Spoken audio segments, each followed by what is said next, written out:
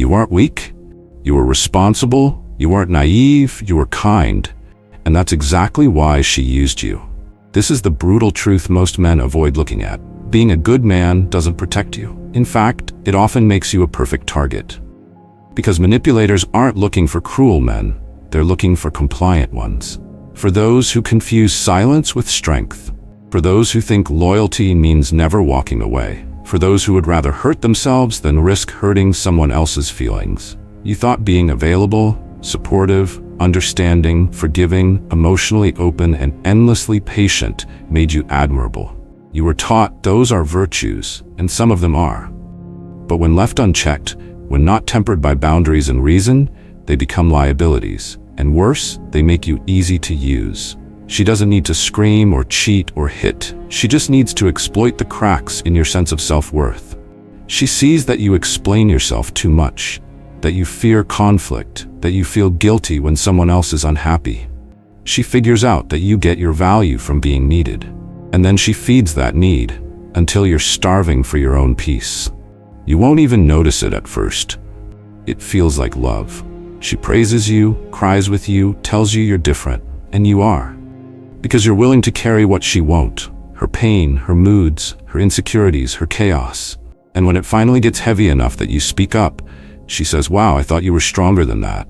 And just like that, you fold again. You stay. You try harder. You tell yourself real men fight for love. No, real men fight for clarity, for peace, for alignment, not for approval dressed up as emotional war. That's why Victory Stoic exists, not to turn you cold, not to make you indifferent, but to teach you how to stop being used under the disguise of being good, to show you where strength ends and self-erasure begins. What follows are traits that appear noble, but are being exploited. Hidden traits, subtle patterns. They sound like honor, they look like virtue, but they're how good men get manipulated without realizing it. Before we begin, do this. Like this video. Share it with a man who gives too much and gets too little. Subscribe to Victory Stoic for clarity without apology, and in the comments drop the line, "My kindness has limits." Say it, claim it, or tell your story. One moment where your best traits were turned into weapons against you. Thank you for watching.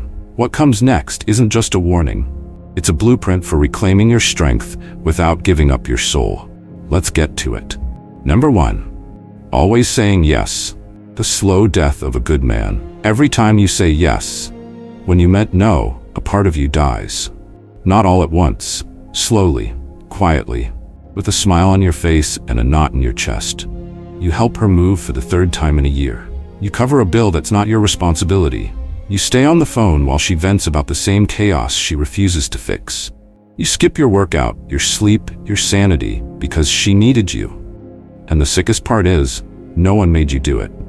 You thought being the good man meant being available, agreeable, always saying yes, until you realize you've become a shell of yourself.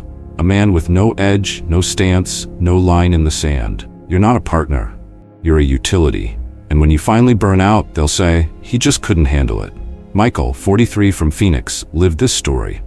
Married for 7 years to a woman who never said thank you and always expected more. If he said no to a favor, she cried. If he hesitated, she guilted. If he objected, she accused. So he said yes again and again until he was working extra hours, cleaning up after her adult children from a previous marriage, putting off his own career goals, and driving 2 hours every Sunday to attend her mother's church, though he hadn't believed in God for years.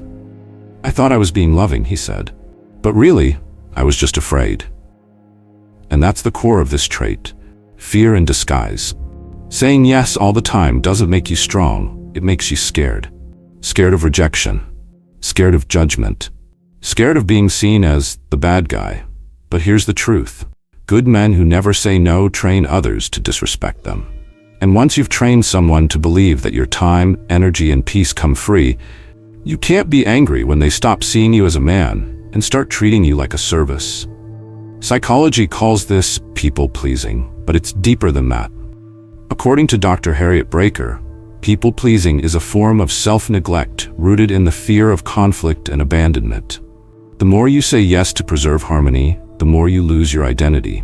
And when your boundaries evaporate, you don't become lovable, you become invisible.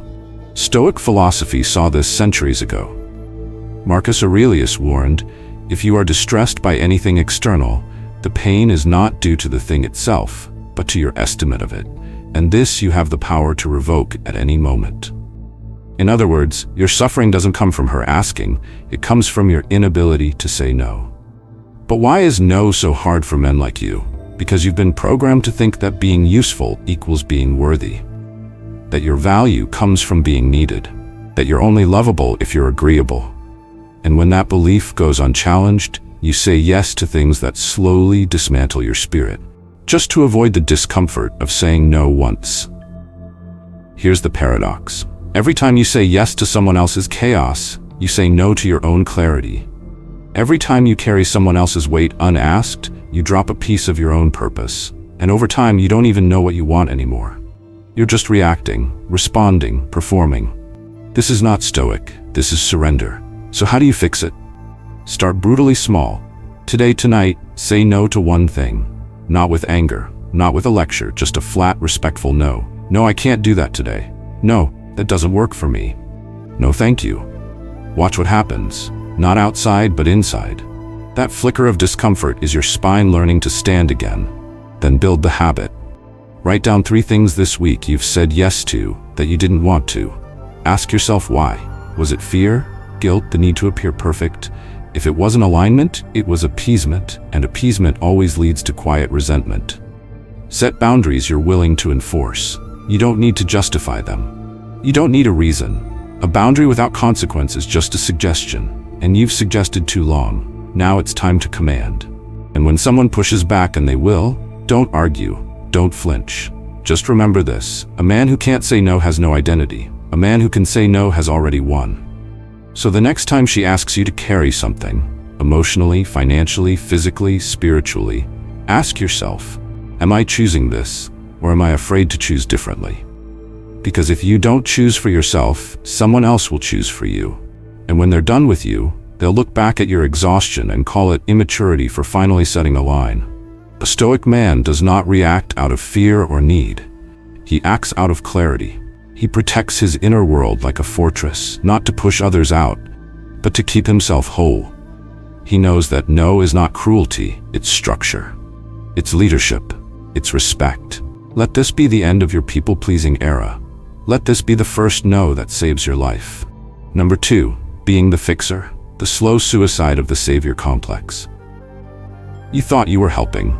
You thought staying was noble. You thought loving her meant healing her.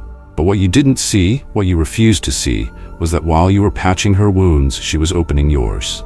Quietly, skillfully, systematically, until one day you woke up exhausted, bitter, hollow, and still trying to fix someone who didn't want to be fixed. This is the curse of being the fixer, the man who defines his worth by how much he can rescue. You believe love is action, and it is. But you twisted that into a belief that love is repair. That if someone is broken, it's your mission to piece them back together. That if she's unstable, irrational, destructive, your patience, consistency, and sacrifice will eventually lead her into the light. No, it won't. Because she doesn't want light, she wants control. And she knows that by staying chaotic, she keeps you working. When you become the fixer, you don't date women, you adopt projects. You don't live in partnership, you operate a one-man emotional rehabilitation center. You convince yourself that enduring the emotional whiplash is honorable, that tolerating manipulation, cruelty, disrespect is proof that your love is deeper than other men's. That one day, she'll look at you and say, "Thank you for not giving up on me." But that day never comes. She doesn't get better. She gets used to you carrying the load. You teach her that no matter how much she spirals, how much she lashes out, how much she violates your boundaries, you'll still be there, hammer in hand, sweeping up glass and bleeding on the floor you just cleaned. Connor, 40, from Boston, lived this to the bone. His girlfriend had trauma. Real trauma. Childhood abuse, bad exes, self-esteem issues. He told himself he could handle it, that she just needed love, time, stability. So he offered everything. He missed promotions, skipped holidays, distanced from his friends. When she yelled, he comforted. When she accused, he reassured. When she lied, he explained it away. "She's just scared," he said. "She's never had someone like me." 2 years later, he was on antidepressants. His job was at risk. His relationships were gone. And she? She had moved on to another man because Connor was too controlling. The same man who bent over backwards to hold her life together was now her villain. That's the reward for fixers. You get blamed for not fixing fast enough. Psychologically, this is textbook codependency. According to Dr. Melody Beattie, codependents often attract emotionally chaotic partners because they believe love is earned through suffering. Fixers don't feel safe unless someone needs them. But need is not the same as love, and the moment you build your value on being needed, you give her permission to stay broken. You don't love her. You love the idea of who she might become, if only you tried hard enough. But that dream is a leash, one she uses every time you think about leaving. You're the only one who's ever stayed. That's not a compliment. That's a prison cell with velvet bars. Stoic philosophy tears that delusion apart. Seneca wrote, "It is not the man who has too little, but the man who craves more, that is poor." You crave transformation, not hers, yours. You think fixing her will prove something about you, that you're stronger than other men, that your love is redemptive, that you're a better man because you endured more. But the Stoic doesn't seek identity through another person's dysfunction. He doesn't carry what was never his to fix. He doesn't confuse martyrdom with meaning. You are not a shelter. You are not a therapist. You are not her emotional mechanic. You are a man. And a man does not measure his love by how much damage he can absorb. He measures it by how firmly he can say, "I will not participate in your self-destruction. I'm here for growth, not to be buried under rubble you won't clean up." Do this tonight. Write down every time you stayed after being disrespected, because you hoped she would change. Write what you hope to hear. Now ask yourself, have those words ever come? Will they? If not, you're not in love. You're trapped in a rescue fantasy. Then write this: I am not her redemption. I am not her savior. I am no longer a fixer. Tape it somewhere visible. Let it burn through your guilt. And next time someone tries to make you earn their peace by tolerating their chaos, say this with steel in your voice: I am not here to fix you. I am here to walk with someone who takes responsibility for their own healing. If she can't meet you there, walk alone. Because a man who walks alone in clarity is freer than one who stays in love with potential. And a Stoic man, he doesn't love by fixing. He loves by choosing wisely, walking firmly, and refusing to confuse chaos for depth. You are not her carpenter. You are not her crutch. You are not her goddamn blueprint for salvation. You are free. Act like it. Number 3, guilt-based decision-making. When feeling bad becomes a life sentence. She didn't threaten you. She didn't raise her voice. She didn't say, "Do it or I'll leave." She just looked hurt. She looked disappointed. She whispered, "I thought you'd understand," and that's all it took. You folded. Again. This is how good men are controlled. Not through domination, but through guilt. You weren't forced, you were nudged. And you convinced yourself that saying yes, sacrificing time, energy, principles, money, identity was your choice. But it wasn't. It was emotional coercion disguised as compassion. You didn't give because it felt right. You gave because not giving felt wrong. Because you couldn't bear being the bad guy. Because her pain became your chain. Let's get something clear. Guilt is not proof of morality. Guilt is often a product of conditioning, especially in men raised to believe that being strong means being selfless, no matter the cost.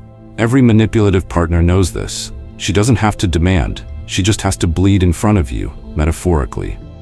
A sad story about her ex. A teary confession about her abandonment issues. A trembling lip when you mention needing space. Suddenly, what was a reasonable boundary becomes a weapon against you. You say, "I need some time to myself." She says, "It's okay. I get it. Everyone leaves eventually." Now you feel like an abuser, and that's the trap. You mistake her pain as your problem to solve. So you cancel your plans. Sacrifice your peace. Apologize for things you didn't do. You become a man who manages other people's emotions instead of leading his own life. That's not love. That's guilt-driven obedience. And obedience born from guilt is not sustainable. It just looks polite on the outside and rots you inside. Greg, 46, from Sacramento, knows this rot. He married a woman who'd mastered the language of guilt. When he traveled for work, she told him her panic attacks were worse.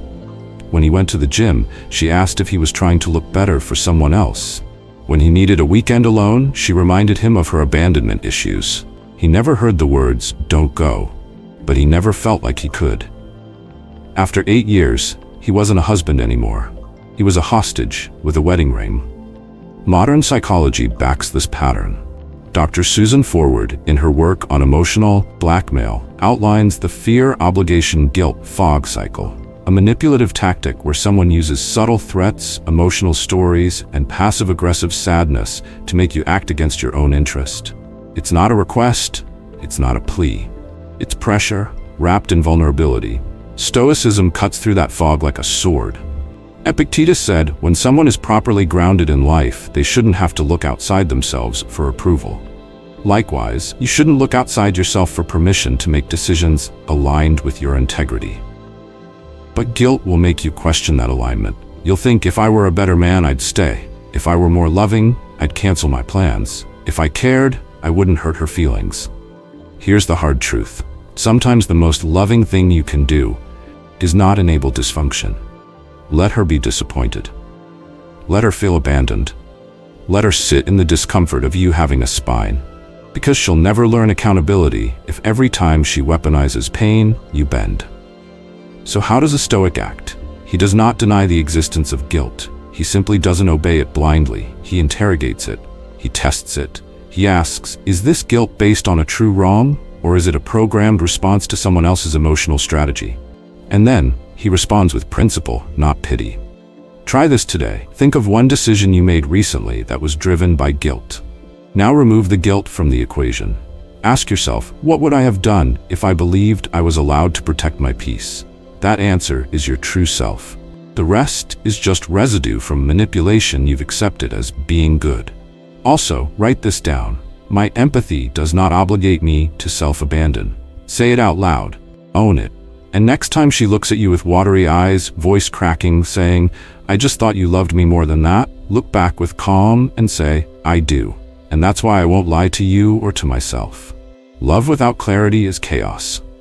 You are not cruel for saying no. You are not selfish for setting limits. You are not cold for choosing peace over performance. You are a man. You are allowed to act on reason, not reaction. That's not Stoic arrogance. That's Stoic precision. And the next time guilt creeps in, remember, emotion is a signal, not a command. Feel it, question it, then act, not to soothe the moment, but to protect the man you're becoming. Number 4. Confusing empathy with permission. When understanding becomes your undoing. You understood why she lashed out. You understood why she went silent, why she broke things, why she flirted with someone else to make a point. You understood her trauma, her history, her pain. And because you understood, you forgave, not once, not twice, over and over again. You told yourself you were being kind, that patience was strength. That love meant seeing the wounds behind the behavior. But over time, your empathy didn't make things better. It made them worse. Because empathy without boundaries isn't virtue, it's surrender. She didn't change. She didn't get better. She got used to the idea that you'd always excuse her actions as long as she gave you a sad enough reason. She figured out that if she mentioned her childhood, her ex, her depression, she could violate your trust, your space, your values, and walk away untouched. You became the emotional sponge, absorbing everything, speaking truth less and less, tolerating more and more. Until one day, you were no longer a man in a relationship. You were a caretaker in a hostage situation, holding the burden of someone else's unhealed past while bleeding out in the present. Mark, 38, from Colorado, thought he was being compassionate. His girlfriend had been through a lot, real trauma. He believed that loving her meant being the exception. So when she screamed, he stayed calm. When she stormed out, he waited. When she cheated, she cried, and he forgave. She just doesn't know how to love properly yet, he told himself. I'll teach her. But love isn't a rehabilitation center. And he wasn't a teacher. He was a man slowly convincing himself that disrespect was a test of his empathy. By the end, she didn't get better.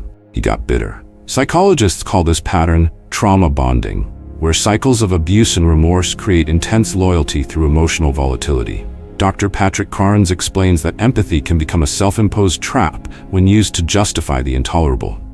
And in many cases, abusers unconsciously or deliberately exploit this, especially with men who pride themselves on being understanding. Stoic philosophy dismantles that illusion. Epictetus said, if someone succeeds in provoking you, realize that your mind is complicit in the provocation. Compassion is not complicity, and understanding is not the same as approval. A Stoic man sees someone's pain, but he also sees their choice. He knows that suffering may explain a behavior, but it does not excuse it. You can honor her story and still say, this isn't acceptable. You can love her and still walk away, because true compassion doesn't mean accepting harm. It means refusing to enable it. Here's your move. Write down the last time she hurt you and you excused it. Now ask, if a stranger did this, would I still be this forgiving? If the answer is no, then you're not being empathetic. You're being manipulated. And every time you let it slide, you're not helping her heal. You're helping her avoid herself. Repeat this to yourself. I am not her past. I am not her excuse. I am not her collateral damage. Then act like it. Set the boundary. Say no. Leave if you must, because no one's pain, no matter how deep, gives them the right to make you bleed to prove you understand. Compassion must have a spine or it becomes a leash. And the Stoic man? He doesn't confuse kindness with captivity. He doesn't mistake understanding for tolerance. He draws the line and he keeps it. Number 5. Thinking endurance is the highest virtue. The myth of the quiet martyr. In the ancient mountain valleys of men's silence, there lived a figure carved in stone, not by sculptors, but by his own restraint. He was known as the endurer. He spoke little, reacted less, and carried weight like it was sacred. When the storm came, he didn't run. When the fire burned, he didn't scream. When betrayal struck, he didn't fall apart. He stood, and the world called him strong. But inside, the cracks were forming. Hairline fractures of unspoken frustration. Quiet earthquakes of unmet needs. Beneath the surface, his stillness wasn't peace. It was pressure. Not calm, but compression. And one day, without warning, the mountain split. Not with a roar, with a snap. Because endurance without expression is not virtue. It's slow self-destruction. This is the myth so many good men live out.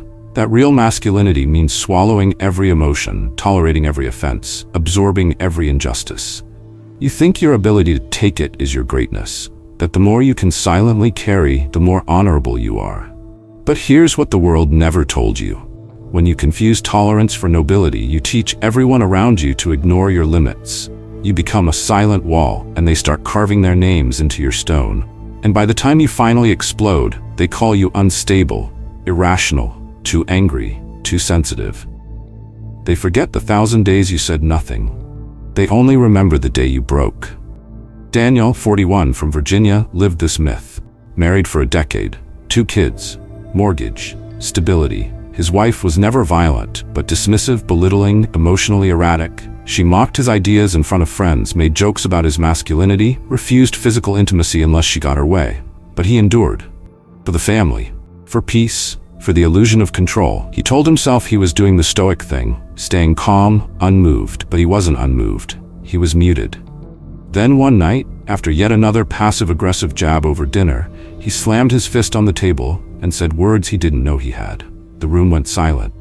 His children stared, his wife cried, and she said, "See, you've changed, you're dangerous now." But the truth is, he hadn't changed. He'd just run out of space to bury himself. The Stoics never preached silent suffering.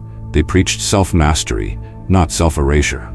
Seneca wrote, "A good character, when built on reason, stands firm, not as stone, but as a living soul."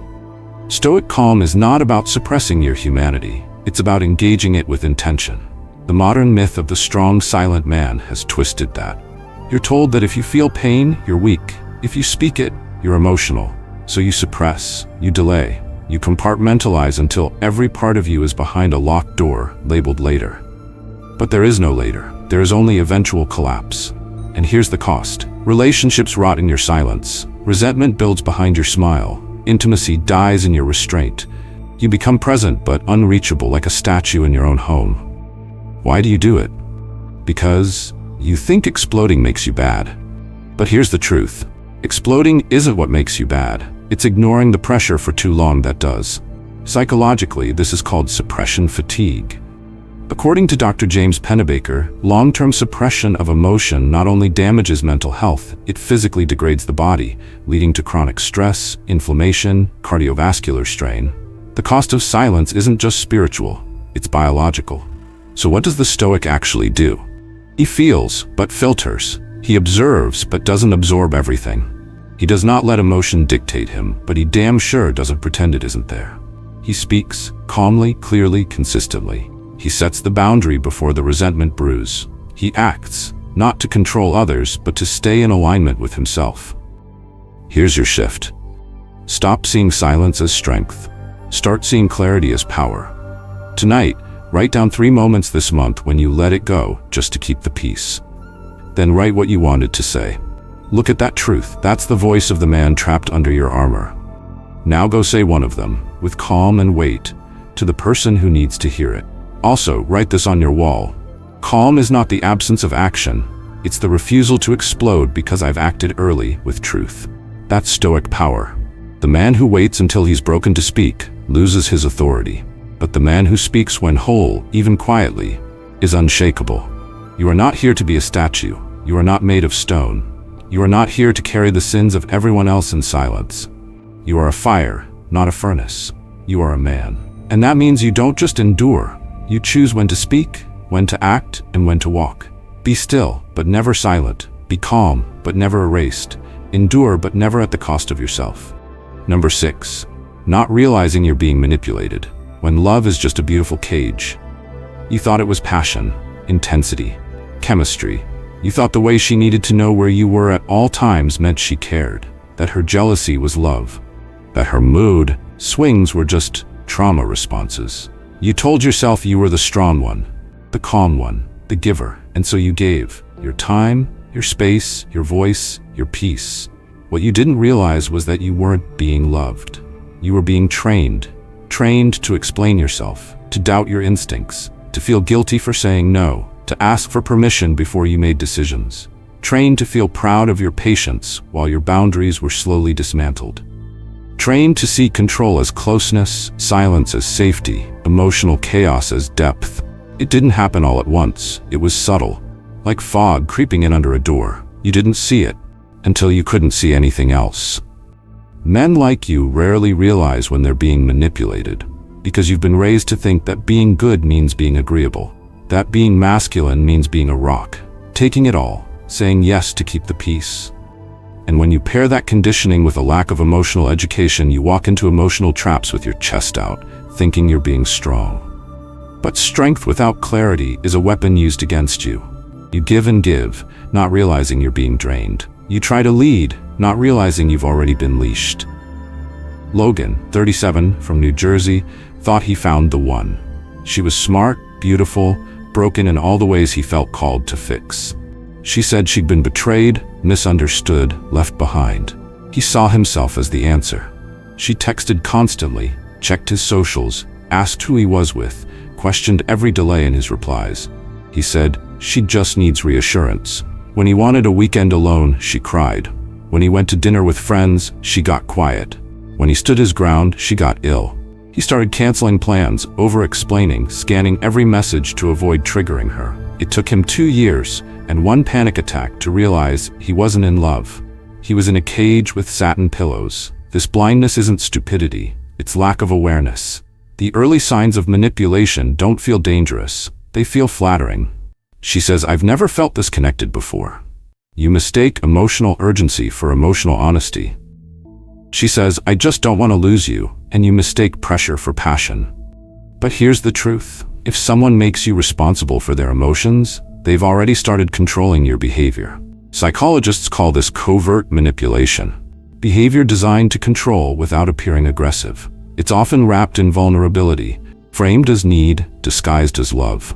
Dr. George Simon, in his work on manipulators, explains that covert aggressors play the victim, shift blame, use guilt, and manipulate through charm. And the most dangerous part? They don't always do it consciously. Many believe they're just expressing themselves. That doesn't make it harmless. It makes it harder to spot. So how do you know you're being manipulated? When your instinct tells you something feels off, but your mind keeps making excuses. When you start questioning yourself more than you question the behavior that's hurting you. When your world shrinks around her emotional weather, and you call it being in love. When you give up logic to survive her narrative. That's not love, that's puppetry. A Stoic man sees the strings and cuts them. Marcus Aurelius wrote, "If someone can prove me wrong and show me my mistake in any thought or action, I shall gladly change. I seek the truth, which never harmed anyone. The harm is to persist in one's own self-deception." The first step to freedom is recognizing where you've handed it over. Not in one moment, but over dozens of tiny choices. You didn't fall into the trap. You walked into it, thinking you were saving someone, but what you lost was yourself. Here's the move. Tonight, take a breath and list 5 behaviors she repeats that make you feel small, guilty, or unsure, but you've never challenged. Ask yourself, is this what love feels like? Or is this what obedience dressed in guilt feels like? Then ask, if my best friend told me this was happening to him, what would I say? That's your answer. Now start acting on it, and write this down. Big, bold, somewhere you'll see it every morning. Freedom begins with recognizing who is pulling the strings. Because a man who doesn't see the manipulation will always defend his cage, but the man who sees it, he walks, not in rage, not in shame, but in clarity. You are not stupid. You are not weak. You are not broken. You are just too good for too long without enough truth. And that ends now. A Stoic man doesn't scream to reclaim himself. He observes, he acknowledges, then he acts, not to win her back, not to fix her pain, but to cut the strings, and stand finally as his own. Conclusion. They called you the good guy, the dependable one, the one who stayed calm when others shouted, who gave when others walked, who forgave when others finally said enough. They applauded your kindness, admired your patience, celebrated your selflessness, until all those things became the very tools used to drain you dry. You weren't loved. You were used politely, because the world doesn't always exploit cruelty. Sometimes it exploits virtue. And the most dangerous predators don't come with fangs.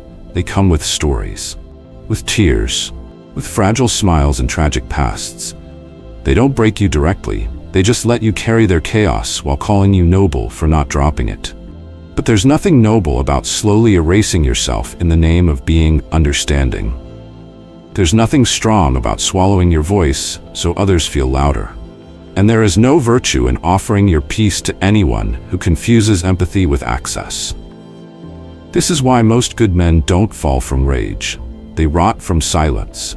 They become the exhausted martyrs of their own overfunctioning, because they thought saying no was cruelty, because they thought boundaries meant failure, because no one ever told them that manipulation often sounds like, "I just need you," and feels like love right up until the moment it costs you your identity.